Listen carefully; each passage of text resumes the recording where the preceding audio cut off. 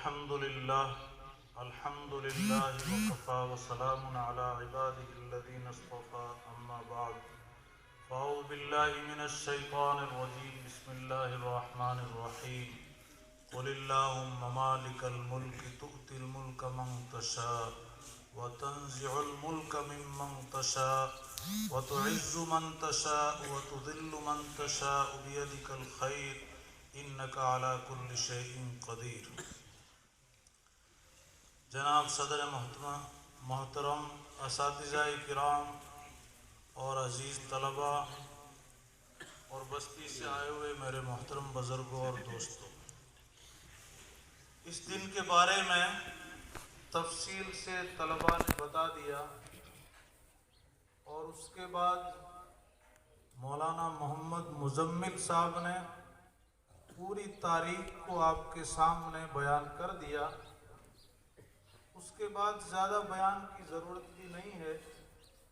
ٹھیک ہے، میرے بڑوں کا حکم ہے تو چند باتیں عرض کر کے میں آپ حضرات کے سامنے اپنا سبق سنا دیتا ہوں جو میرے انہی اساتذہ نے مجھے پڑھایا۔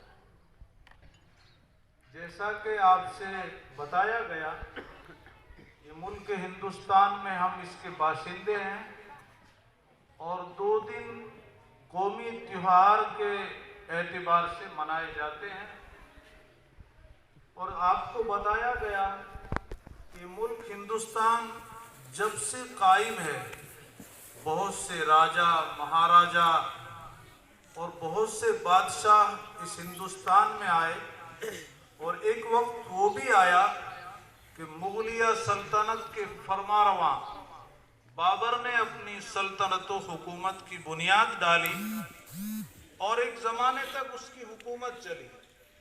اس کے بعد انگریز یہاں پر آیا اور اس نے ہندوستانیوں کے اوپر کتنے مظالم کے پہاڑ توڑے، اس کو بیان کرنے سے زبان قاصر ہے۔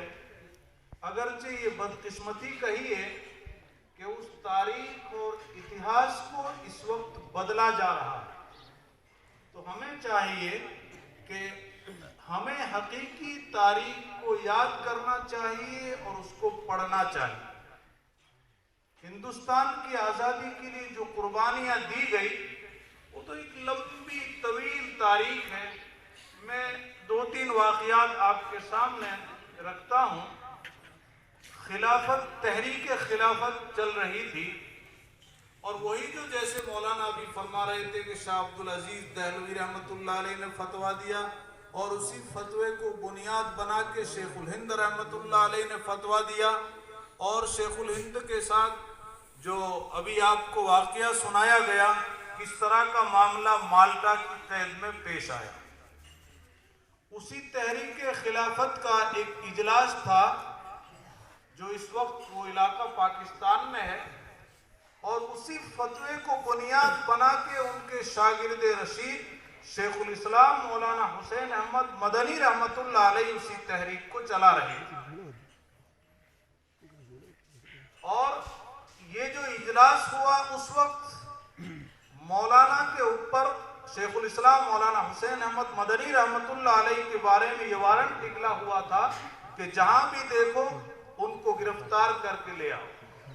انگریز کو معلوم ہوا کہ اس اجلاس میں مولانا حسین احمد مدنی رحمۃ اللہ علیہ تشریف لانے والے ہیں، تو پورے مجمع کو چاروں طرف سے ٹینک لگا دیے گئے، اور وہ جو توپیں لگائی جاتی ہے توپیں لگا کے اس پورے مجمع کو گھیر لیا گیا۔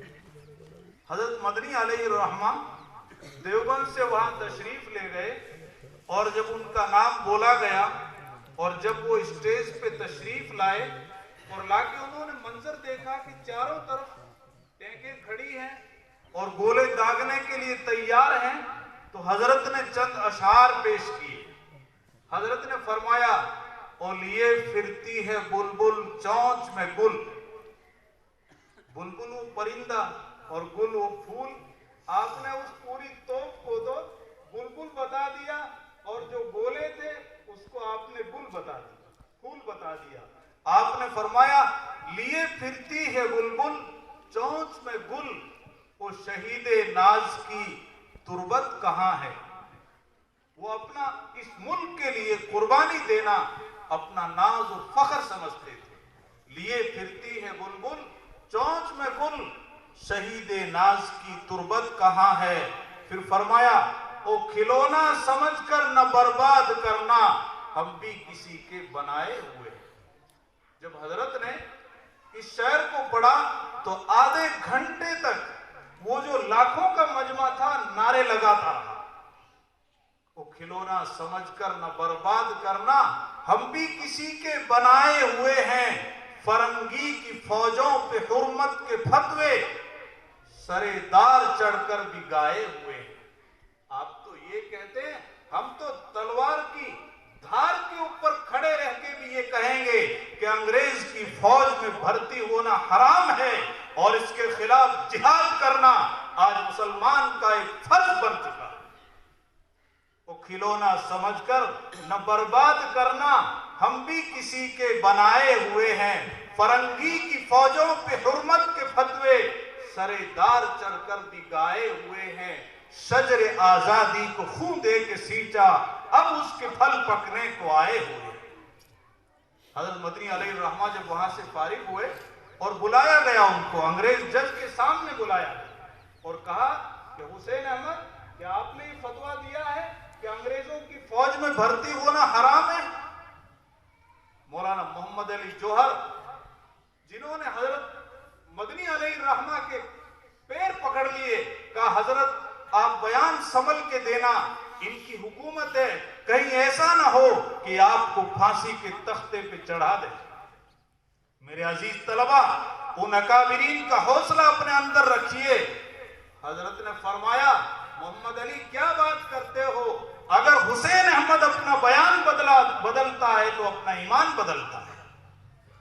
अंग्रेज ने पूछा कि आपने हुसैन अहमद ही फतवा दिया है कि अंग्रेज की फौज में भर्ती होना हराम है। आपने फरमाया है दिया है, ये क्या होता है, दिया है, देता हूं और देता रहूंगा। अंग्रेज कलम पकड़ के बैठ जाता है और कहता है, आपको मालूम है इसकी सजा क्या है। आपने अपने पास से एक सफेद कपड़ा लिया और उसको लहराते हुए कहा, हाँ हाँ मुझे मालूम है, इस दुनिया के अंदर मौत से बढ़ के कोई सजा नहीं है। हुसैन अहमद देवबंद से आया है और अपना कफन साथ में लेके आया है कि अगर दुनिया से जाऊं तब भी इस अंग्रेज का कफन मेरे बदन पर ना लगे। माशाअल्लाह। इसीलिए दोस्तों बुजुर्गों, हमारे अकाबिरीन ने इसके लिए बहुत बड़ी बड़ी कुर्बानियां दी है। हमें इस तारीख को याद रखना चाहिए। दूसरा वाकया, मौलाना मोहम्मद अली जौहर जो बरतानिया में गए हैं और 14 घंटे वहां पर तकरीर करते थे और यूं फरमाते थे, ए अंग्रेजों, मेरे मुल्क हिंदुस्तान को आजाद कर दो। अगर तुम आजाद नहीं करोगे तो मेरे दफन के लिए जमीन तुम्हें देनी पड़ेगी, क्यों मैं गुलाम मुल्क के अंदर दफन नहीं हूं। एक लंबा अरसा हो गया, एक बेटी थी जो बीमार हो गई और वो मौत के करीब पहुंचने लग गई।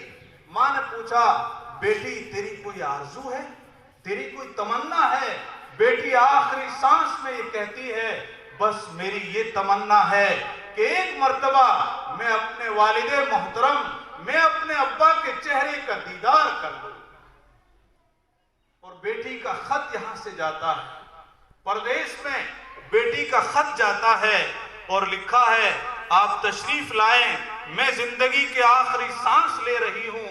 मेरी तमन्ना है कि एक मर्तबा मेरे वालिदे मोहतरम के चेहरे को देखकर मैं अपने दिल को सुकून पहुंचा दूं। आपने उसी खत के दूसरी तरफ जवाब लिखा और कहा, मैं तो मजबूर सही, अल्लाह तो मजबूर नहीं। मैं तो मजबूर सही, अल्लाह तो मजबूर नहीं। मैं तुझसे दूर सही, लेकिन वो तो तुझसे दूर नहीं। तेरी सेहत हमें मंजूर है, लेकिन अगर उसे मंजूर नहीं तो मुझे भी मंजूर नहीं। कहा, बेटी अगर जिंदगी रहेगी तो मुलाकात हो जाएगी, वरना कल हश्र के मैदान में मैं तुझसे मुलाकात करूंगा कि मैं उस महज पे था कि अपने गुलाम मुल्क को आजाद कराने के लिए अपना वतन छोड़ दिया था। اسی لیے میرے عزیز طلباء سے میری درخواست ہے، آپ ہندوستان کی تاریخ کا مطالعہ کیجیے، اور بڑی قربانیوں کے بعد ملک آزاد ہوا۔ اب رہی بات ملک کے سنویدھان کی، قانون کی، آئین کی، جس کے بارے میں تو سرپنچ صاحب کو بہت سمجھا دیا گیا۔ ابھی آپ نے دیکھا ہوگا سرپنچ صاحب جو اپنی نااہلی کا اور اپنی جاہلی کا جو اظہار کرنے لگے، تو کوئی وکیل صاحب آ گئے، کوئی شیخ صاحب آ گئے، کوئی مولانا صاحب آ گئے، اور انہوں نے آپ کو تفصیل سے یوم جمہوریہ کے بارے میں یہ بتلا دیا۔ لیکن دوستو یاد رکھیے، اس وقت کا تقاضا ہے کہ آپ جہاں یہ تعلیم بھی حاصل کرتے ہیں، آپ ہندوستان کے آئین کا اور دستور کا مطالعہ کیجئے کہ جو دستور ہندوستان کے اندر جو قانون بنا ہے، ملک آزاد ہوا لیکن بدقسمتی سے ملک کی تقسیم ہو گئی۔ اسی لیے ہندوستان کی اکثریت یہ چاہتی تھی کہ ملک ان کو الگ دے دیا گیا ہے، اسی لیے اب یہ تو ہندو راشٹر بنے گا۔ ہمارے اکابرین جمعیت العلماء کے حضرت شیخ الاسلام رحمت اللہ علیہ اور ان کے رفقا نے گاندھی جی کا، نہرو جی کا ہاتھ پکڑ لیا تھا اور فرمایا تھا، تم نے ہم سے کیا وعدہ کیا تھا، وعدہ پورا کرو۔ اس ملک کی تقسیم پہ تم نے دستخط کیے ہیں، ہم اس ملک کی تقسیم کے حق میں نہیں تھے۔ مجبور ہو کے اس ملک کا آئین جمہوری بنایا گیا، اور وہی جمہوریت ابھی کچھ فرقہ پرستوں کے پیٹ کے اندر مروڑ پیدا کر رہی ہے۔ لیکن ہمیں مایوس ہونے کی کوئی ضرورت نہیں ہے، چاہے اگر کہتے رہیں ہمارے پاس اللہ کا قرآن ہے۔ اللہ فرماتا ہے، وَقَالَ الَّذِينَ كَفَرُوا لِرُسُلِهِمْ لَنُخْرِجَنَّكُمْ مِنْ أَرْضِنَا أَوْ لَتَعُودُنَّ فِي مِلَّتِنَا فَأَوْحَىٰ إِلَيْهِمْ رَبُّهُمْ لَنُهْلِكَنَّ الظَّالِمِينَ وَلَنُسْكِنَنَّكُمُ الْأَرْضَ مِنْ بَعْدِهِمْ ذَلِكَ لِمَنْ خَافَ مَقَامِي وَخَافَ وَعِيدِ۔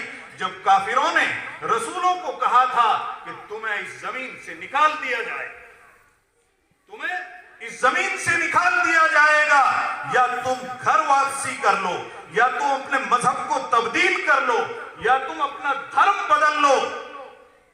فَأَوْحَىٰ إِلَيْهِمْ رَبُّهُمْ لَنُهْلِكَنَّ الظَّالِمِينَ۔ اللہ نے وحی نازل کی کہ ہم ان ظالموں کو ہلاک کر دیں گے۔ وَلَنُسْكِنَنَّكُمُ الْأَرْضَ مِنْ بَعْدِهِمْ، اور اس کے بعد تم ہی لوگ یہاں کے مکین تم ہی رہو گے، کوئی دوسرا نہیں رہے گا۔ اللہ سچا، اللہ کا قرآن سچا ہے، لیکن اس کے اندر دو شرطیں ہیں، ہمیں اپنے اندر وہ دو شرطیں پائی جانے کے لیے کوشش کرنی چاہیے۔ وہ یہ ہے، ذَلِكَ لِمَنْ خَافَ مَقَامِي وَخَافَ وَعِيدِ۔ ہمارے اندر یہ اعتقاد ہو، ہمارا یہ عقیدہ ہو کہ ہمیں ایک دن اللہ کے سامنے کھڑا ہونا ہے۔